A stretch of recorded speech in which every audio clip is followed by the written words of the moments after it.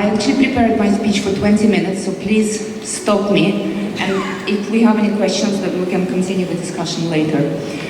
You know, there is a protocol to start the speeches by thanking the organizers. And in this case, it's not just a protocol for me, because I am genuinely honored and grateful to be here.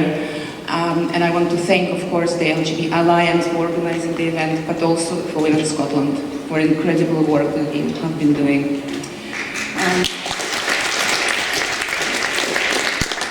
So why am I here today? I live in Scotland. My work is in Brussels. I am involved working for a quite large European platform that advocates for the rights of migrant women. Gender identity is not my subject. I'm not an expert in this subject because, of course, you cannot be an expert in this subject because you can't be an expert in something that does not exist. Unless you're an expert working in the United Nations or Fundamental Rights Agency or some other institutions that are very influential in this process. I'm here because I'm a woman, because I'm a feminist, because I'm a lesbian, and because I'm very concerned from what I'm seeing in my work experience that has nothing to do ultimately with any gender identities, but it has come to overtake so many important human rights areas, of course, of women's human rights, first of all. I have been told many times that international level is something very complicated and far removed, and a lot of people do not engage with this subject because it's just too much. Well, let me bring it home for you and make it very simple and maybe demystify and try to understand how important the international level for this specific discussion is, and how you, everyone in this room, will be the victims of what is happening at the international level. So when I say international, I mean from my work, it is three levels. One is the European Union, of which Scotland is still a member, still for at least 2 weeks, another 2 weeks. Then we have the level of Europe, governed by the Council of Europe, and then we have the level of the United Nations. And I can tell you that at all three levels, we are in crisis. It is not a climate crisis, it is not what they call the refugee crisis, it is a crisis of democracy. Why I'm saying democracy? Because what I'm witnessing is lack of transparency. Everything what you're witnessing here, we're seeing it at a very, very high level.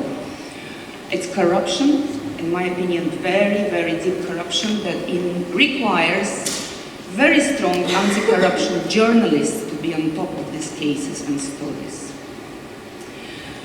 I will start with the European Union, which is the area of my work primarily, and I want to make it very, very clear.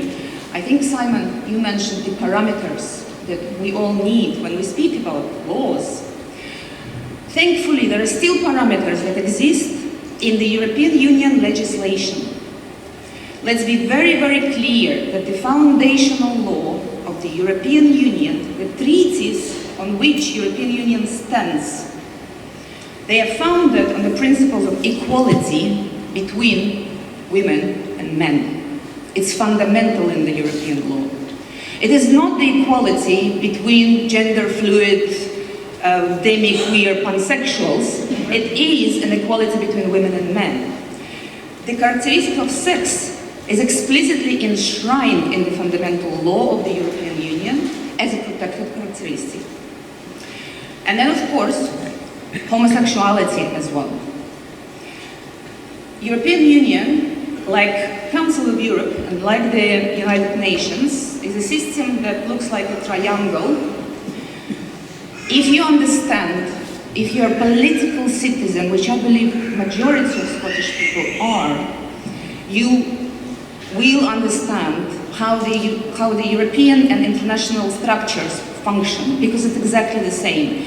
In the European Union, you have the Parliament, that is a democratically elected body. You have European Commission, that is appointed and then approved by the government, and then you have the Council of Ministers. They together write laws for the European Union. The same for the United Nations, where you're supposed to have United Nations agencies, states, and civil society. They're supposed to work together and adopt certain resolutions and laws. What is happening right now, that there is a profound shift of power and disconnect between different parts of those institutions, and they do whatever they want. At the European Union level, what we have is, despite the laws that we have that are very, very explicit about sex as a protected characteristic, about equality between women and men, we have very, very specific directives at the European level that also speak about the positive actions, and this is what you have the exemptions in the equality law, that you can have single-sex spaces, including clubs, including it's based on the freedom of association. There are different factors that you can bring in why you can have those spaces.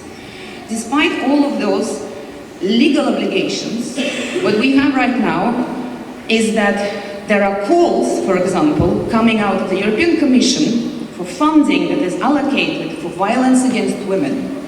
The call came out several days ago.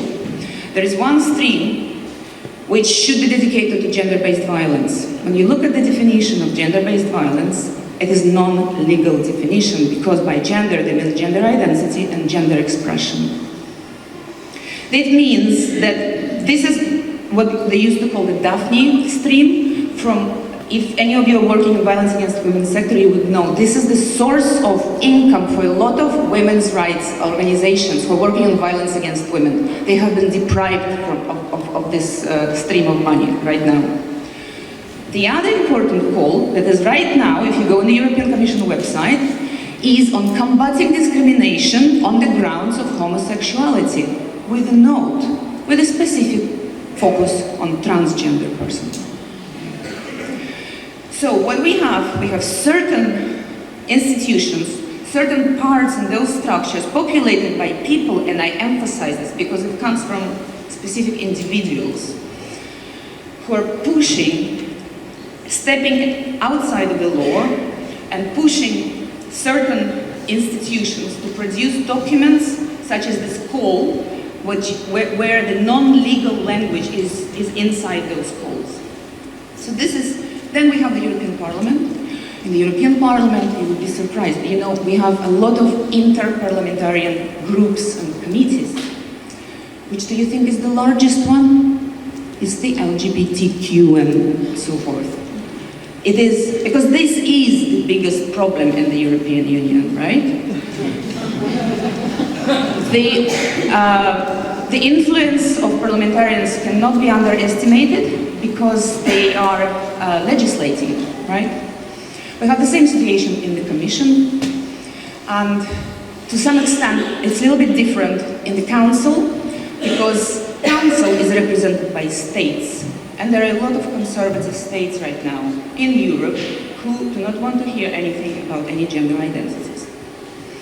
So we are effectively in a situation where the only people who can stop this madness at the European level are the Christian conservatives. They are in power and they're putting a brake on it. This is the reality. Now, at the international level, there are a lot of things to be mentioned, but let me tell you this, that United Nations agencies, in my understanding, are writing their own laws right now. They're not acting within the international law that was created by this triangular structure. I draw my analysis primarily on my experience of work on sexual exploitation. I witness a lot of lobbyist groups. They're in Geneva, they're in The Hague, they are obviously in Brussels, they're in Strasbourg, a lot of them are in New York and Washington. Those groups have been working for, I think, about 20 years, trying to influence the laws, international laws. And thankfully, international legislation, the binding treaties that we have, such as CEDAW Convention, the Fundamental Bill of Rights for Women, in its founding articles, of course, it doesn't have any gender identity or even gender, there is sex and discrimination on the basis of sex. So how do they change people's understanding?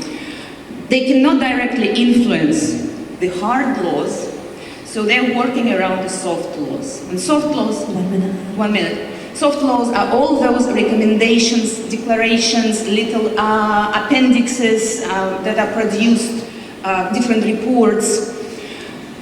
We are now at the state for about 20 years, very strong lobbyist groups, very well-funded groups, have been working through the United Nations agencies, primarily with such agencies as United Nations Development and Population Agency, who are working on development, right?